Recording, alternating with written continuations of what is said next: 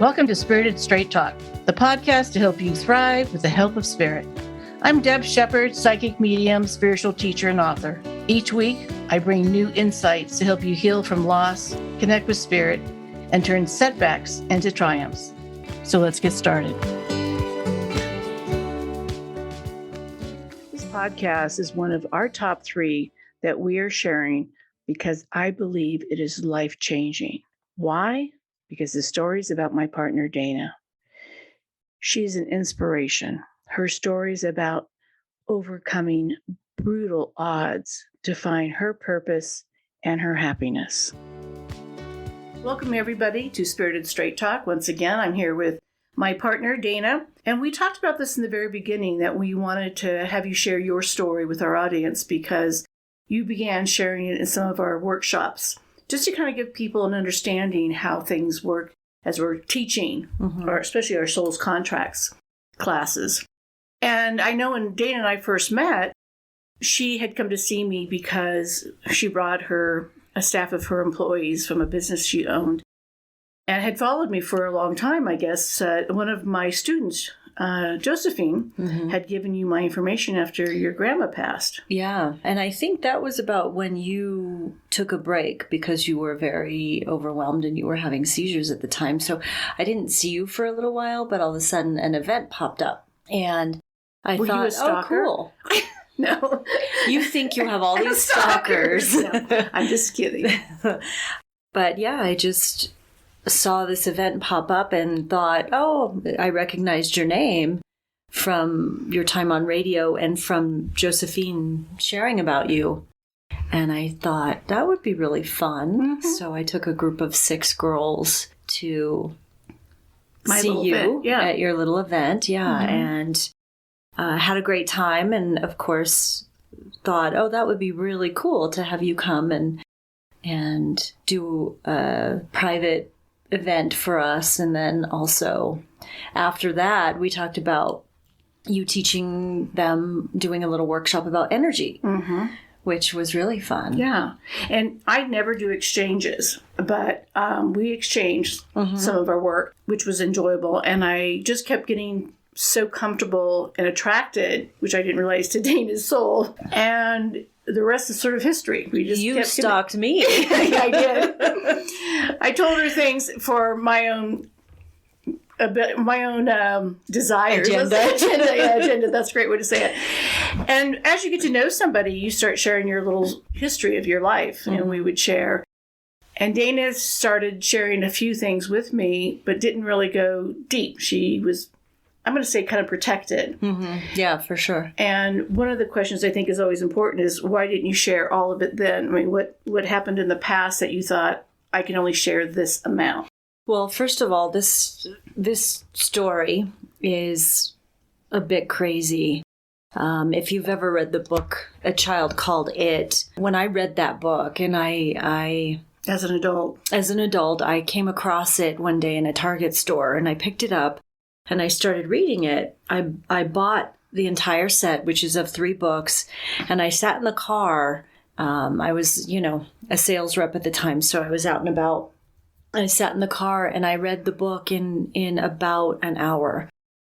Speed reading, of course. And who's the author? Dave Pelzer. Yeah, I think he's a speaker as well these days. But that book is a bit similar to my story. There are differences, but it was crazy. It was a tough childhood. And of course, when you have a tough childhood, it comes forward with you. And so there's lots of things you have to work through. And I think one of the biggest reasons I didn't share it all was because of judgment and experiences when I would share it, experiences that I had with people judging me and then using the story against me in a way. In particular, my last relationship was one that was very hurtful. And I was told, your parents didn't even love you, so how can I love you? So things like that, experiences like that really taught me throughout my life to shut it down and not talk about it. But in addition, I didn't want my story to be my identity. Right. It was just my childhood. I didn't want people to look at me and see that. I didn't want them to see what happened to me versus shame. who I am. It's shame. Ton of shame. Yeah. I mean, there were things that not only I had to do to survive that brought shame, but also things that happened to me that brought shame. Mm-hmm. And I know lots of people go through this. This is not an unusual story in the sense that lots of people go through these experiences, but this was my story, and I decided to draw a line of not sharing it because it was just too hurtful. It's like it takes your power away. Yeah. And on the flip side, when I would share it, it was so emotional, I would immediately begin to shake because I couldn't get it out. Body tremors. I could never express it, just in tiny bits and pieces. I couldn't sit and talk about my story because it was way too emotional. So even now, talking about it, I can feel my insides kind of shaky a little bit, but I've gotten stronger about being able to share it being able to share it knowing that I'm not going to have to deal with the judgment part of it.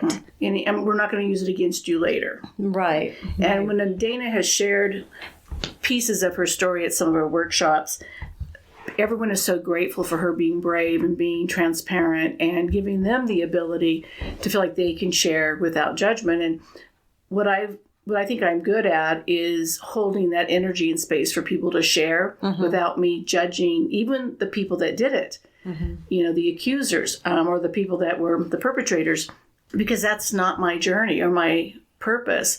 And so over time, as Dana realized that she could trust this process and got the ability to say, don't have pity for me, or whatever words you've created to be able to let people know how to respond. Because when someone hears a sad story, we want to do something to help you heal, and that's not what you're looking for. Yeah, that's the last thing I want is somebody to look at me and have pity for me. Right. I'm learning over time.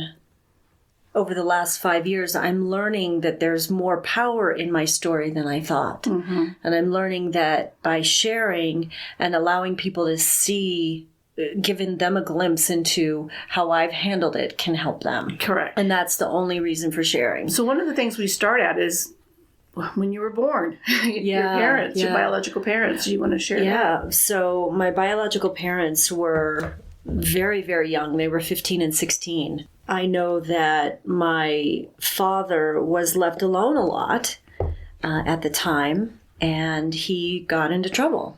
And they had me. They chose to have me. And my grandparents on my dad's side, they were living with them at the time. And I think everything was fine for my first year. They just were figuring it out.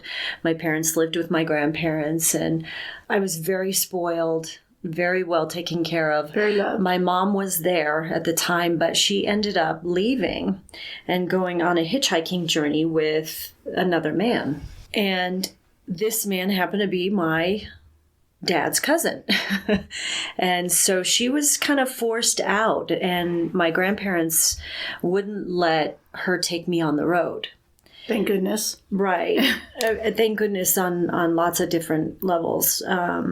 But what happened is my father, of course, was very young and still in school and trying to get his life together. He allowed my grandparents, his mom and dad, to have custody of me. I know there was a big battle about that, which grandparents were going to get custody of me. And it came down to the judge was not going to move me from one grandparent's household to another, so he left me where I was. And you were safe. I was safe, yeah. So my grandma and grandpa essentially became my mom and dad. And they had me till I was 4. My mom was gone from the picture, I think, at that point. I don't remember her ever, and I do have memories of that time. I know that my father came to visit occasionally. I remember him teaching me how to crawl backwards downstairs. And, there's a few little spotty memories I have, but it was all of my grandma and grandpa.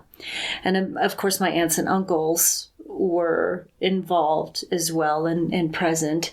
But my father really wasn't. And my mother wasn't at all. So they had custody of me. Life was going along great. And he met a woman who was going to or convinced him somehow that they needed custody of me, that he should be raising his own daughter. I was very spoiled. I was a brat, all of this stuff. And so they were Their perception. Their perception. They were convinced that they needed custody of me. And I was probably pretty bratty. I hear stories of when I was a child, and I was a very strong-willed child. I was very bossy. Which kept you going, though. That really was a good tool to have. I guess at the time, they really, my grandparents really didn't shut that down in me. They allowed me to be strong-willed, which probably played into my strength to get through what was coming.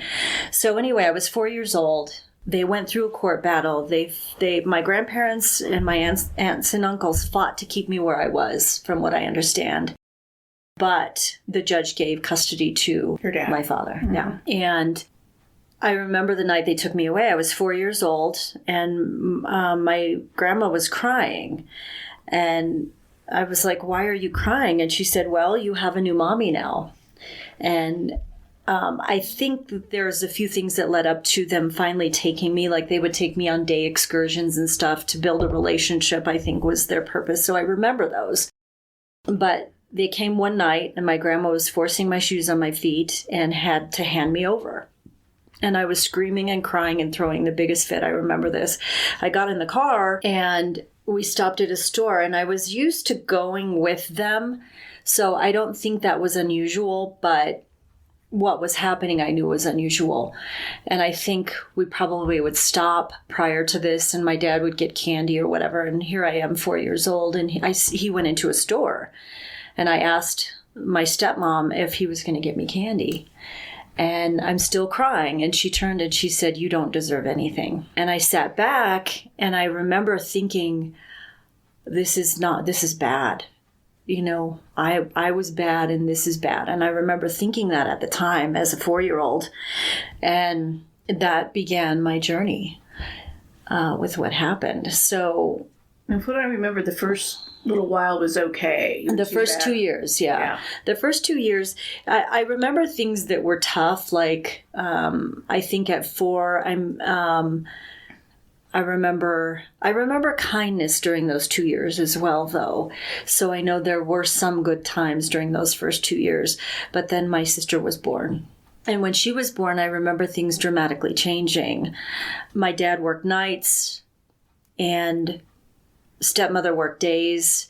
And I remember that I would be there sometimes during the day, and I would be taking care of my sister as a 6-year-old, and she was probably 6 months old at the time, from what I remember. I could barely pick her up is what I remember, but I would feed her, and because my dad was sleeping. And at some point in that time, we moved to a new house. And I believe my stepmother, she was working days, and she was pregnant, I think, again at the time. So they were looking for a new house. We got a new house, and she had my brother. And I was probably around the age of 7 or 8 at the time, close to 8. And that's when abuse began. She had her 2 kids, and I became the stepchild and didn't deserve anything. Around 8, like I said, the abuse began. And I remember it starting with having to stand in the corner and having to do chores. And if they were not done, quote unquote, right, I would not be able to join the family for meals. I wouldn't get meals. And it started that way. It started a little slowly, but still wrong. And so I would have to stand in the corner for hours on end with my hands above my head sometimes, or on my head, almost like I was a criminal. And it began almost like a breakdown of my spirit, so that they would gain compliance, I think. I was not an outspoken child at this point, because I think they had already kind of broken me of that strong-willed, outwardly strong-willed attitude that I had as a little girl. So I think it began innocently enough, in the sense that nobody would know what was going on. Mm-hmm. It was very hidden. It was small things like that. And even though you're still really young, still in that time, people didn't discuss what child abuse looked like or neglect. Mm-hmm. Even teachers were not told what to look for. Well, teachers have no clue. At the time, they had absolutely no clue what to look for, how to react to things. I think it became more visible by the time I was 11. So it took probably 3 years to be like, oh my God, what is going on? Yeah. Mm-hmm. And I think that there were certain things that happened. Some of the bigger things that I remember was, first of all, the food deprivation. And I stopped growing at the age of 11. So when I finally escaped, they did a bone scan and my bones stopped growing at 11. So I had been deprived of so much nutrition that my body just paused. It like hit a pause button and it didn't grow. And so I was wearing like size 6X clothes. I was probably 80 pounds. And my sister later shared with me her viewpoint. And she said that I did look like I was a Holocaust survivor at the time, because, or a Holocaust victim, because I was so tiny. And so just you could see the bones. Yeah. Yeah. So this was a real thing for them to deprive me of food. It gave them some sort of joy, is all I can think of. Can you talk a little bit about where they made you sleep in your room a little bit? So I think what ended up happening is I started to sneak out to get food. So I would sneak out of my room and, could be in the middle of the night or whatever it was. And I would go steal, as they would say, a piece of bread or something like that. Anything that I could get away with thinking that maybe they wouldn't notice. And sneaking out means into the kitchen. It meant, walking up the stairs from my room into the kitchen. And so they would notice missing food, I think, is how this began. Well, they started locking me in my room. And they started to, they secluded me away from the family with the punishment of not eating. But then when they noticed that I was maybe sneaking food on occasion, they started to lock me in my room. So they put a padlock on the door. And you were in the basement at that time? I was in the basement in a room. And I had, very little. I had a bed and I had a set of books that were given to me by my stepmother's parents years before, probably when I was about 8. Mm-hmm. And so I had that in my room and a dresser that had a few clothes in it, and that was it. If I remember correctly, didn't at one time they took the mattress and you would just have the box springs? I don't know if it seems like they at one point did. Something happened with the mattress, but I may or may not remember that correctly, to tell you the truth. I remember a lot, but not all of my memories are 100% clear. Yeah, I think you block things.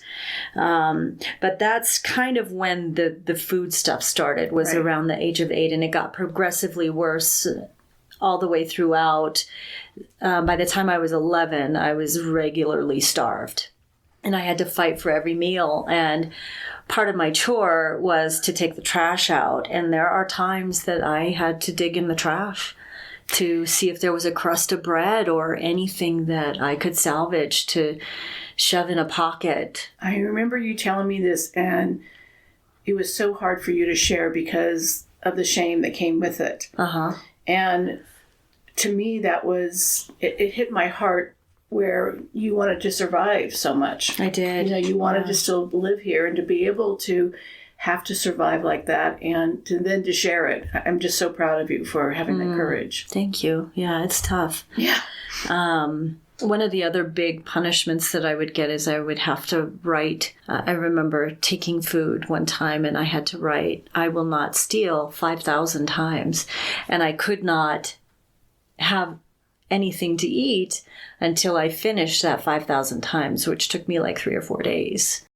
And so there were really bizarre things that they would do. Well, obviously they're mentally ill, but with that said, you're the one that had to tolerate it. Yeah. And I think, that part of it was probably the worst part. I would rather have gotten one of the beatings that they gave me versus being starved. I think the starvation was the really, really tough part to endure mentally. Right. Because you can literally go mad from hunger. Mm-hmm. And I think that was you're probably a growing child. Mm-hmm. I think that was the part that was tough.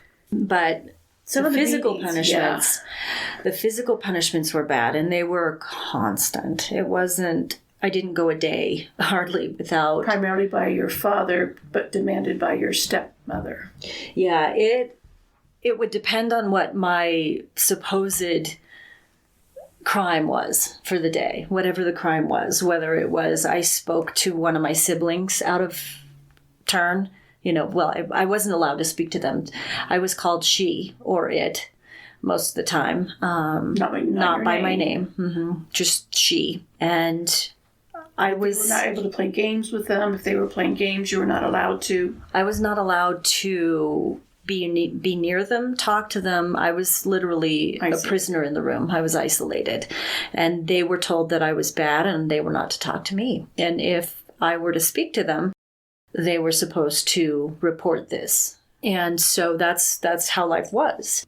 It just was not allowed. So the infraction that I, created could have been anywhere from speaking a word all the way up to not doing my chores correctly, or not having good enough grades, which at the time I was an honors student in several different honors classes. Even with all this going on. Yeah, well, that's the only entertainment I had.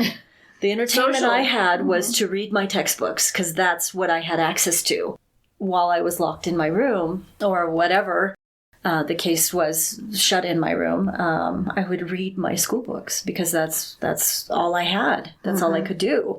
So, of course, that's what my focus was then. But yeah, it was crazy, being isolated all the time. I remember certain instances where my stepmother talked about stealing food, and she held my hand to a burning hot stove. There was a red element, and she put my hand on it, and I fought her. Like, I kept pulling my hand away, but she burned me.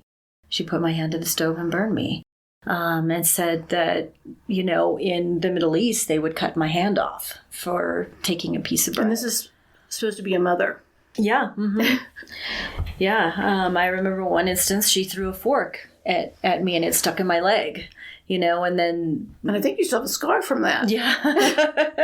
Yeah. I mean, it's not laughable, but... Well, I think laughter, like I always say, it helps shift the vibration. Right. And if you think back to someone doing that, and it wasn't an accident, it wasn't one of your siblings doing that. No. But I do know some of your siblings kind of followed your parents. Yeah. I mean, that's the example they were shown. Mm-hmm. One of my siblings, my sister, who is closest in age to me, she would actually shove whatever she could in her pockets, whether it was a pizza crust or just the crust off of her bread or anything that she thought she could sneak without getting caught, into her pockets, and she would shove it under the door. And, I think there were times that probably kept me alive, especially in the summertime, that probably kept me alive. She remembers now when we talk about it. I know she has a lot of guilt because she stopped doing that at one point, because I think part of it was she was afraid to get caught and it was so stressful for her. But some of the things she's talked about with me as well is one time in particular when my father was in my bedroom, and I don't remember what I had done, but it was probably one of the times where he was being badgered by my stepmother to take action of some sort with me. And he came into my room and began to beat me. And after about a half hour of this, my sisters said that he came out of the room. She said she was sitting on the couch the entire time, hearing what was going on, and thought that he was going to kill me this time. And so she was terrified. And he came out, she said, and sat on the couch as if he had just ran a mile. Remember this, but she said after about 5 or so minutes, she heard me breathe and cry. And that wasn't the only time that happened. He was very severe with me. He would beat me as if I was a grown man. So closed fist punches. Didn't he have some boots that were Steel toe boots that he would kick me with those, yeah. Which we think now affected my liver. Your liver, yeah, to this day. I went through some Ayurveda healing, and we talked about my overall health and things that had happened to me in my childhood. And this comes from a holistic perspective of healing, not just physical body, but mentally as well. And during that session with this Ayurveda healer, we talked about this. And she said she felt that my liver issues came from an injury in childhood, which I will always have some things that I can't fix because of it. Yeah, the malnutrition. And even your joints. And my joints, fibromyalgia, which that in itself is tons of management of those symptoms. And it's linked to childhood trauma, that's where it comes from. I remember some of these things. And around that time, too, I remember just little evil things that my stepmother would do just to create these ways that she could see me suffer. So one of them, I remember this humongous snowstorm. It was in the 80s. And I remember, I think the shovel was buried somewhere in the yard, but these drifts were like 5-foot drifts. This was a crazy snowstorm in Colorado back in the 80s. A lot of us remember that, And I had to go outside and dig for the shovel with no gloves, and I remember getting frostbite. Yeah, on probably the tips of my ears and my hands. And to this day, I can't handle cold. Like when my hands get cold, they burn very, very badly. And I'm sure it comes from that. But just little things like that would be... And weren't you out there for hours? Oh, God. I was not allowed to come in till I found it. I never found it. I don't know what happened where they actually let me live, but I never found the shovel. I remember that. It's crazy to think about. But that brought up a memory about when this actually started. And I think I remember telling you this, but I remember not being able to, I was kind of a latchkey kid when we first moved into that new house in the beginning of the story, but I couldn't get the door open one day. And my stepmother was at work. My father was at work. I couldn't get the door open. And I had a certain amount of time to get home and a certain amount of time to get inside. And then I would get the phone call to make sure I was home so they could make sure I was safe. Sort of, yeah. Well, I couldn't get the door open. And that was the day that I can define that I remember things changing. She had to quit her job because she said I couldn't be trusted to get back and forth from school at 7 years old, and that she had to be home. And I can define that that's really when things changed for the worst. And so that just brought up that memory. And didn't a neighbor hear you cry or something? A neighbor heard me crying, yeah. And they called me over to just a neighbor behind, and they called me over and they helped me. They brought me in. I didn't have a phone number to call because I would get the call from the bank where she worked. She would call every day. So the neighbor took care of me, and it created this humongous fight between them and that neighbor that helped. It's almost like they just wanted to seclude and not have people have contact, so it was really bizarre control thing. Absolutely. They didn't want anyone to know their secrets, which reminds me of the story about, because people have asked you that, why didn't someone else intervene, like a school teacher or social services? Because I remember you telling me about even having your shoes taped together because... They didn't give you anything for it. That would be, a proper attire. And you want to share the story about the social services. Well, I was in, abuse had been going on for a little while, but I was in elementary school still, I believe. I remember social services coming in. So people had an idea of what was going on. It was communicated. I think my grandparents knew something wasn't right. But they weren't allowed to see you. They were not allowed to see me. I was secluded from the entire family. And so they secluded themselves and all of us, all the children, including me, I believe probably because of me, because of what was going on, they didn't want anyone to see. Mm-hmm. I think I heard later it was my grandparents called my mother, my biological mother, told her that there's something wasn't right. She called social services, and social services came to see what was going on.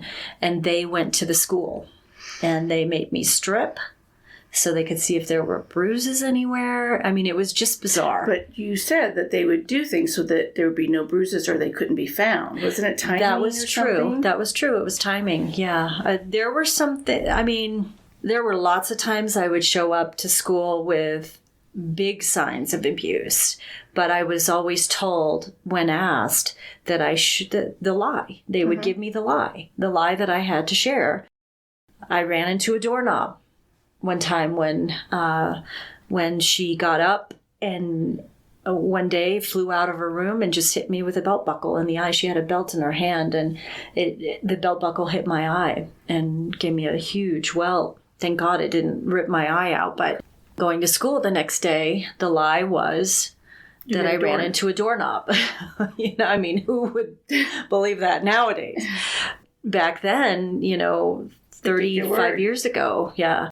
And I remember one time, I can't remember what it was for because it happened so often, but used a belt on me, and I had bruises from the top of my backside all the way down to the back of my knees, like humongous welts all the way down. And I had to wear pants all summer because of this. So I remember seeing people and them asking me, why are you wearing pants? It's 100 degrees out. And I couldn't tell them, of course, but I was hiding these horrific bruises, welts and bruises. Yeah. And that they didn't go away for probably at least a month. And you bruise beautifully. Yeah, still. I turn lots of colors. But the first time, because they came twice, if I recall, in your story. Well, social services came to the school, and then they started an investigation. And I think at the time I must have been right around that 11 to 12-year-old. I told them about the lock on my door. Mistakenly, because I suffered for it. But I think I shared that. And social services, and I'm trying to remember the timeline. It's tough. So I think it was twice. I think, there was one time they came when I was younger and they didn't find anything. And then there's one time when I ran away and I told social services at the time more about what was going on, and I told them about the lock on the door, and they got involved again. And the only thing I remember social services taking action on was making them remove the lock from the door. And that was probably when I was about 11. I think the other one was when I was a little bit younger, maybe a year or two younger. Yeah. So there were a couple of times, but social services dropped the ball tremendously on my story and my case. I agree.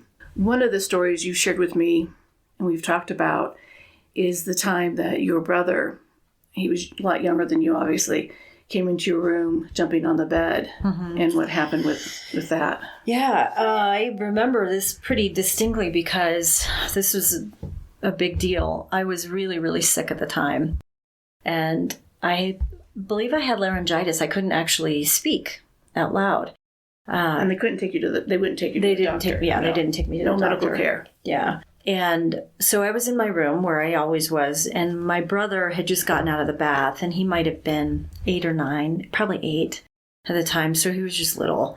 But I was in my room, and he barged in, and he had a towel, and he started jumping on my bed and whipping his towel around above his head. And I went to one side of the room, and I stood against the wall, and I kept saying or whispering, "You've got to get out, you've got to get out. I'm going to get in trouble, you've got to get out." And he was doing, just jumping and laughing. And well, his mother caught him in my room. And even though I was standing against the wall and completely across the other side of the room, he, in order to not get in trouble, told her that I had pulled him into my room And she turned it into this thing that I was trying to pull him into my room to abuse him somehow. Assault him. Mm-hmm. And this happened frequently with my brother, actually. He created situations to get me into trouble quite often. I remember another time that he spit on me and he got caught spitting on me.